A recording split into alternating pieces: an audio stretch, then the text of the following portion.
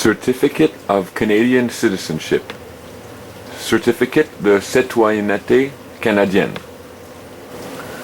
It states on the Canadian certificate, the person named herein and bearing certificate number 3177577, and I changed those last two numbers, containing his or her photograph, is a Canadian citizen and is entitled to all the rights and privileges of a Canadian citizen.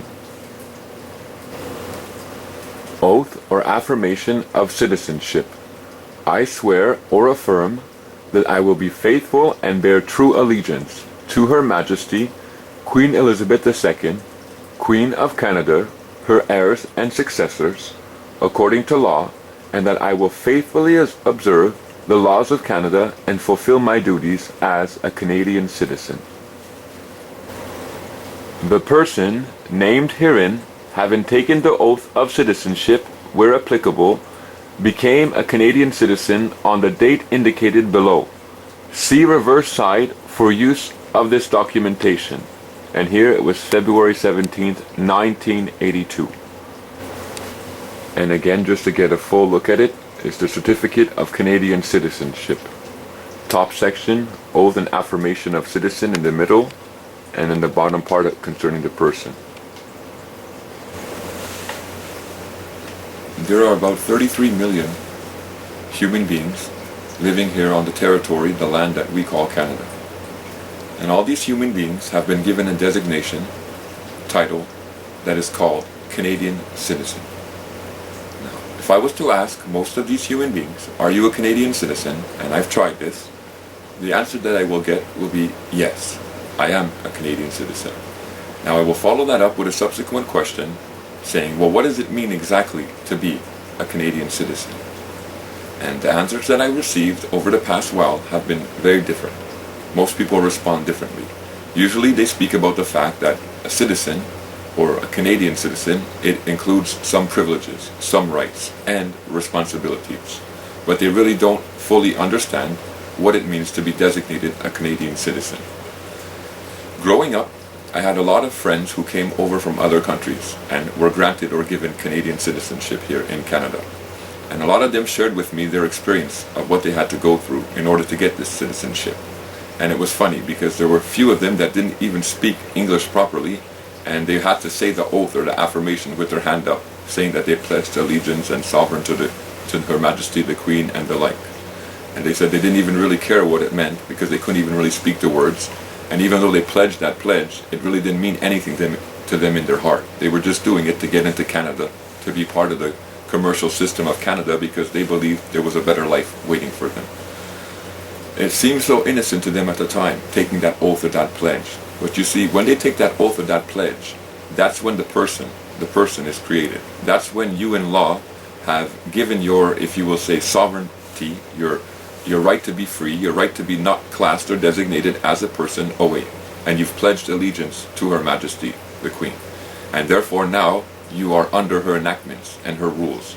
Those statutes and regulations that have been given force of law, they will now try to apply against you. So something that seems so innocent in an act, taking that oath, actually has a lot of repercussions.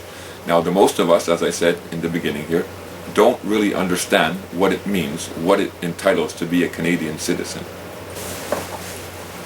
So the Canadian citizen, it swears allegiance, and claims that it will be faithful and serve the Queen. And the Canadian citizen, it states that after having made the oath, that it will observe the laws. And it's funny when you look at that certificate of Canadian citizenship, the way it's placed. First, they make the human being swear, say, I swear that I will be faithful and serve Her Majesty the Queen, and that I will obey her laws. And then afterwards, it states that, well, since you've made the oath above, now you've rendered yourself obligated to observe the laws of Canada. So the person now becomes obligated to observe the laws because of the oath that they took. So the human being, whether it was a Chinese, an Iranian, someone from Greece, someone from any other country, comes in and takes that oath as a Canadian citizen. Now they just bound himself as a human being to observe the laws of Canada. And actually, when you look into the laws of Canada, all these enactments or statutes that have been given force of law, they apply only to persons. And they've been given royal assent. That's what it states in these laws. Now, royal assent just means, in a global or general context, that the monarchy, the monarch, through the Privy Council of Canada, has accepted these rules and regulations. That's the operation that's supposed to be saying. But nevertheless, as you see, the Canadian citizen taking the oath, being rendered a person, a subject, a servant, under obligation to observe the laws of Her Majesty, is still in operation today in 2010. So when someone declares and says that I am a Canadian citizen, they are declaring what I just showed forth. Whether you like it or not, that is what you are declaring. Now there are other things that are being declared apart from this, which we'll get into, but first and foremost, it's important to realize that when you state, I am a Canadian citizen, then you have said that you, as a human being, have sworn, given, and pledged your allegiance to Queen Elizabeth II, okay, who is a living being, not an artificial being. The one who sits on the crown, on the throne, the one who lives in England, who puts the crown on her head, that is who you have sworn allegiance to. And by doing so, you have promised that you will follow her laws. So thereby, the CRA, Canadian Revenue Agency, whatever provincial revenue agency that you have, and all the enactments and rules and regulations that have been given force of law is what you have agreed to follow and what you have agreed to obey. So you cannot say that, oh, well, how are they controlling me? As being designated a Canadian citizen, as taken Canadian citizenship, that designation, you have promised, you have given your word, you have given your oath, you have given your obligation to them to say, I will follow your laws. I will follow your laws. As a Canadian citizen, when you swear that oath of allegiance to the Queen, then you are granted, you are given certain entitlements and rights and privileges. That is being given to the servant or the subject, the person. Now, if you've watched any of my videos, you will know that the Universal Declaration of Human Rights, Article 6, and the International Covenant on Civil and Political Rights, Article 16, states that the human being, or everyone, can take, has the right to take, recognition as a person before law, but no obligation. However, the Canadian citizen is automatically considered a person in law. So, right away, the Canadian citizen has lost the attribute that the human being has. The human being has an option. The human being can enter into recognition as a person, an artificial person, a legal person, or remain under the designation of human being. That's what the code says. That's what the article of law grants to us, a human being. However, in the Canadian Citizenship Act and in the Canadian Citizenship Certificate, it states that when you take your oath, you pledge allegiance, you lose your right then not to be recognized as a person, and also you lose your right to be free, because now you've given up your freedom. You said, I've pledged allegiance to you. You become a servant and a subject, a person recognized in law.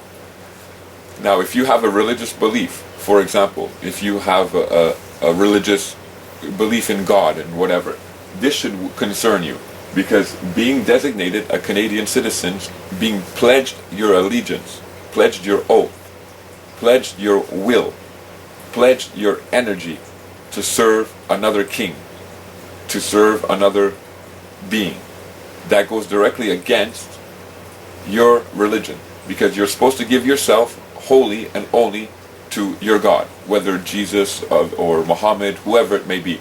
However, in law, they've rendered you to say that you've given your heart, you've given your will, you've given your energy, you've given, even if you will say, your spirit and I'm just using these words globally, you've given your servitude over to the Queen.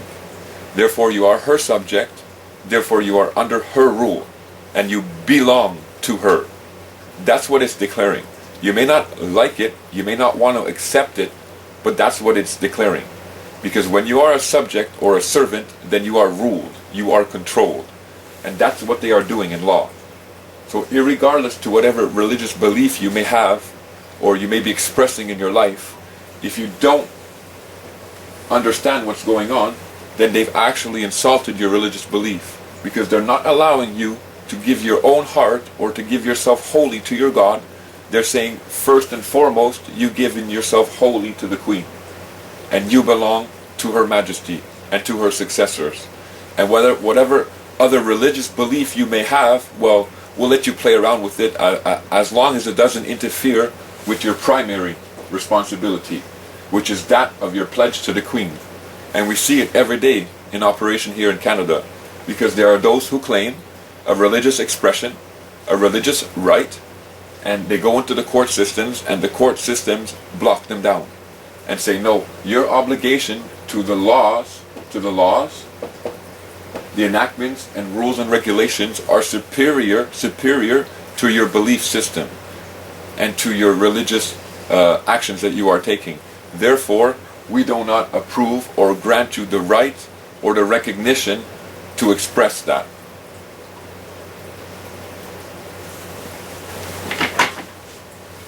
So the Canadian citizen, who is a person, a servant and a subject, is controlled by statutes and regulations, enactments, okay, that are given force of law. They say, they write up rules, they write up regulations, and then they give it force of law by taking a procedure, simple procedure. Privacy Council votes on it and say, yes, we give it force of law. It's just all for show, but they give it the force of law. They declare, we say this is law. Boom, we say it's law. So, and then remember in the oath, because you're a Canadian citizen, under that designation, and in that oath you promise to obey the laws. So these laws that are given force of law, they are now trying to hold you to that, saying you have to be held accountable to these statutes and regulations, because as a Canadian citizen you made an oath and you promised that you would obey them. Breaking news, they don't even need your permission to ask you if you want to be a Canadian citizen. If your family, your mother and father, had their Canadian citizenship already, and you were born here in Canada, you are automatically granted a Canadian citizenship. So you are automatically under the accountability and the obligation that you are a subject and a servant of the Queen. When you understand what's going on in the enactments and in these laws, they place it so when your parents take citizenship, then it automatically transfers to you. So even though you can say, well, I never made that pledge, physically I never said those words, well, they're declaring so in law that you are consented to that fact, that is just flowing into the next generation. Royal Style and Titles Act. Now notice the date, 1985. 1985. An act respecting the royal style and titles. The assent of the Parliament of Canada is hereby given to the issue by Her Majesty of her Royal Proclamation under the Great Seal of Canada, establishing for Canada the following royal style and titles, namely, Elizabeth II, by the grace of God of the United Kingdom, Canada and her other realms and territories, Queen, Head of the Commonwealth, Defender of the Faith.